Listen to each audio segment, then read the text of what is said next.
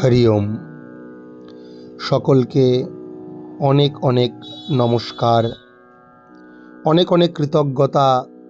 আপনারা প্রতিনিয়ত আমার এই ক্ষুদ্র জ্ঞানের ভাণ্ডারে প্রস্ফুটিত যে গীতা পাঠ তা মনোযোগ দিয়ে শুনছেন। আপনাদেরকে আবারও অনেক অনেক কৃতজ্ঞতা জানাই।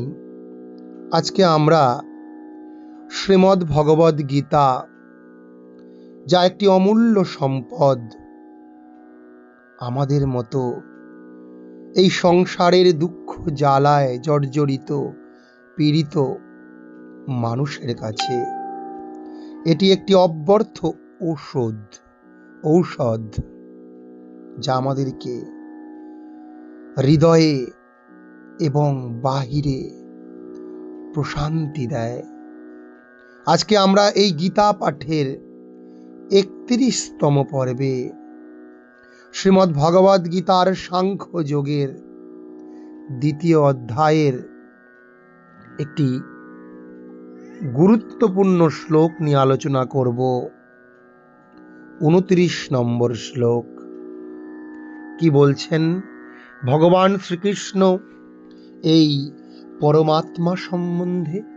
আমরা খুব ভালো করে শুনব।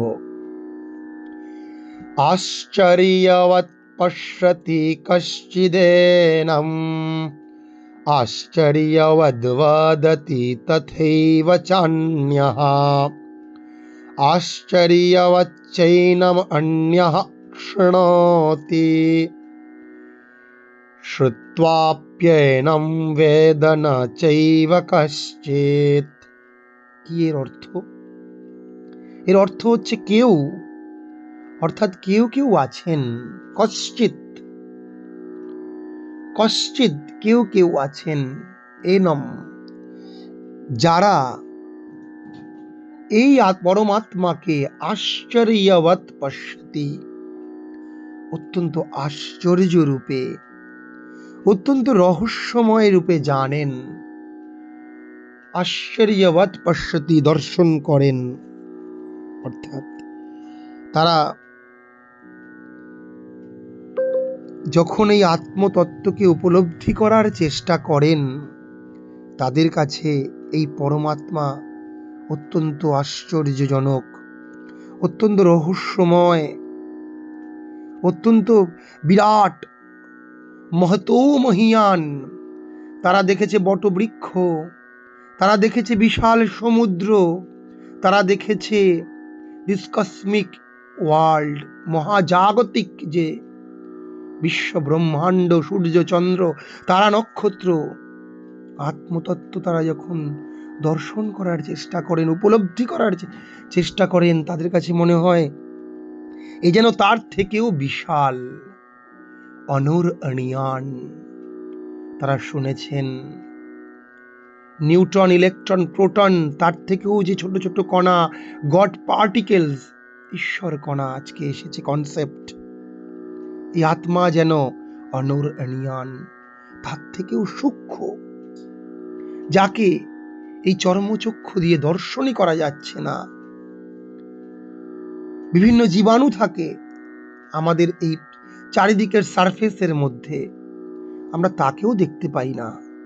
তাই তারা আত্মাকে যেন আশ্চর্য রূপে দর্শন করেন। আর কিনা আশ্চর্যবদ বদতি তথৈব চান্যঃ।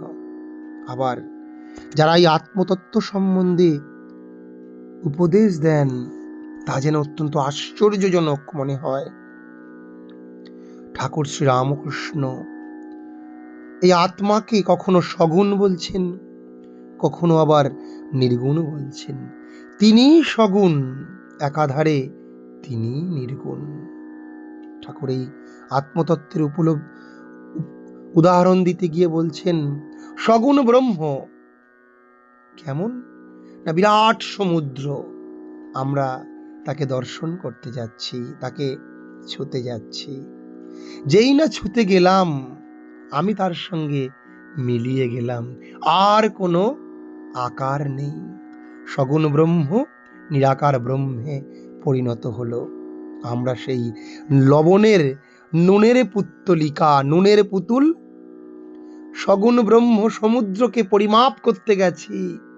ঠাকুর শ্রী রামকৃষ্ণ সুন্দর বলছেন, যেই না পরিমাপ করতে গেলাম, দর্শন করতে গেলাম, ছুতে গেলাম, তা নির্গুণ ব্রহ্ম, তা নিরাকার, আর তার কোনো আকার আমরা পেলাম না। এইরকম আত্মা বলা হচ্ছে। আশ্চর্যবচ্চৈনমন্যঃ শৃণোতি। আবার যারা অন্যরা আছে তারা এই আত্মাকে যেন আশ্চর্যভাবে শ্রবণ করেন। কি এই ঈশ্বর তত্ত্ব! তারা ভাগবত, শ্রীমদ্ ভগবদ গীতা, বেদান্ত সার, ব্রহ্মসূত্র ইত্যাদি শুনছেন, আত্মাকে আশ্চর্য রূপে শ্রবণ করছেন। আবার কি বলছে? শ্রুত্যাপ্যেনম বেদনা চৈব কশ্চিৎ। কেউ কেউ আবার এই আত্মতত্ত্বকে শ্রবণ করেও তার মূল রহস্য যেন বুঝতে পারে না। এই আত্মতত্ত্ব এতই নিগূঢ়, এতই গভীর তার রহস্য। খুব সুন্দর কঠোপনিষদের যে প্রথম অধ্যায়, সেই কঠোপনিষদের যে প্রথম বল্লী, 3টে বল্লী আছে, তার দ্বিতীয় অধ্যায়ের যে 7 নম্বর মন্ত্র, সেই 7 নম্বর মন্ত্রে খুব সুন্দর একটি শ্লোক অনুরূপ এই আত্মতত্ত্ব সম্বন্ধে বলা হচ্ছে। কি সেই শ্লোকটি আমরা এখন একটু শুনব। আমরা এই কঠোপনিষদের শ্লোকটি একবার বোঝার চেষ্টা করব এই আত্মতত্ত্ব শ্রবণের মধ্য দিয়ে। তাহলে আমাদের কাছে আরো বিষয়টি স্পষ্ট হবে। কি বলছেন? শ্রবণয়াপি বহুবীর্যো ন লভ্যঃ শৃণ্বন্তোপি বহবো ইয়ং ন বিদ্যুঃ।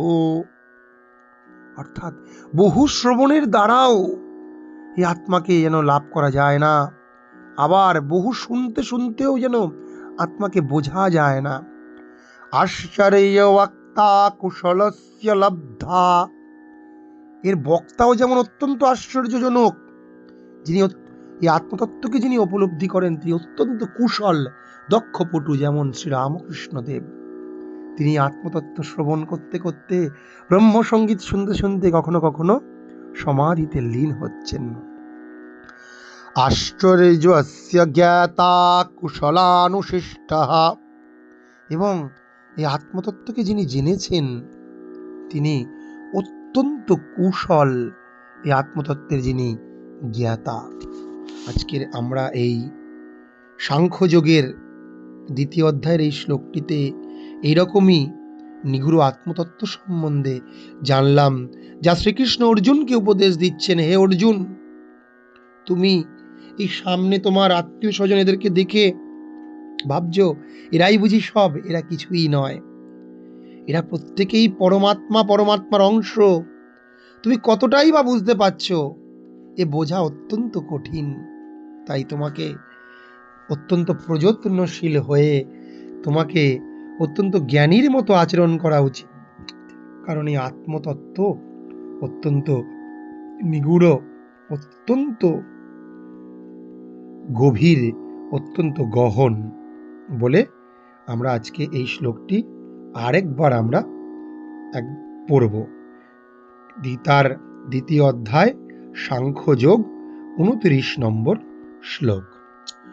আশ্চর্যবৎ পশ্যতি কশ্চিদেনম আশ্চর্যবদ বদতি তথৈব চান্যঃ আশ্চর্যবচ্চৈনমন্যঃ শৃণোতি শ্রুত্বাপ্যেনং বেদ ন চৈব কশ্চিৎ। সকলকে নমস্কার।